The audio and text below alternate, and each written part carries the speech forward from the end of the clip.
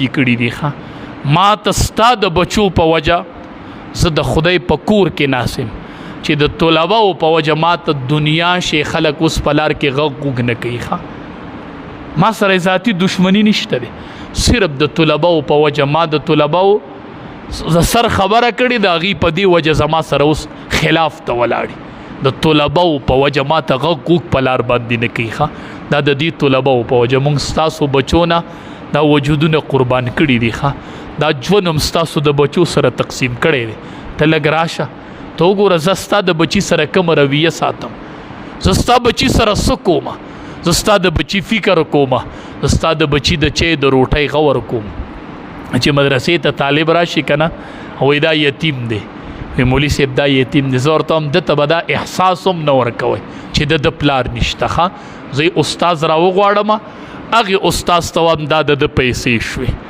دی که پاپړ خوري دی که څه خوري دله به ته د ورځې او چې کله دا پیسې ختمیږي ما ته وایه زه یې استاز ته پیسې جمع کوم او هغه بچي ته هغه پیسې ورکوي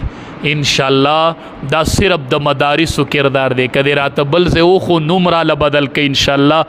دا یوه مدرسه ده چې زه به حافظ بچی در کوم او تا ته به خیم او پلار به نه یو زه به حافظ حواله کوم ښه زه به کونډې مور ته حافظ بچی لیږم ښه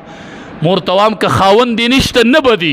خو زه به ستا بچی د سیال په سیالی کې برابروم ښه ما ستا د بچي نه د فیس تپوس نه دی کړی ښه ما ستا بچي ته دا نه دی ویلي چې ما له فیس راوړه ستا بچی ته هم ته سبق وایه وی جامه هم دا به زه کوم چای روټۍ د دې غور به الله کوي خو موږ به په شا باندې ولاړ یو نن علما ستاسو د بچو په شا ولاړ دي او دقه علما دي چې خپل خوب هم ستاسو د بچو دپاره قربان کړی دی بیا درته وایم ښه هوښیار خلق یې ښه سنجیده خلق یې د مدارسو د علماو نه هم دا ژبې لږې راټولې کړئ دا ژبې لږې راونغاړئ دي ستاسو د بچو دپاره ډېر څه کړي دي دا بچي به هم ضایع کوي چېرته ښه دا بچي به هم د استادانو خیري ووایي نو بچي به هم ضایع شي رب العالمین دې د عمل کولو توفیق راکړي کریم الله زموږ د دې ملک حفاظت وکړي ربه کریم الله د علماو حفاظت وکړي الله د مدارسو حفاظت وکړي ربه موږ سره دا بچي د قوم امانت دی ربه ښکلي حافظانې کې الله با عمل علما یې کې ربه څنګه چې د پلار او مور ارمان دی چې زه به خپل بچی حافظ یې نیم ربه حافظ یې کې ربه عالم یې کې ربه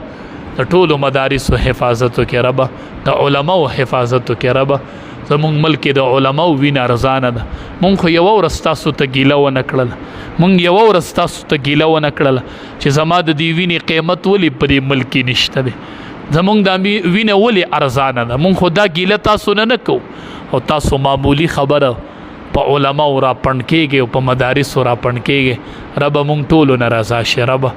ربه زمونږ د ملک حفاظت وکړي ربه زمونږ د ملک حفاظت وکړي ربه تمام مدارس کامیاب کړي الله قرضداري د قرض نه خلاص کړي ربه بیمارانو ته روغ صحت ورکړي ربه څومره وفات دي د هغې مغفرت کامله نصیب کړي وصلی الله تعالی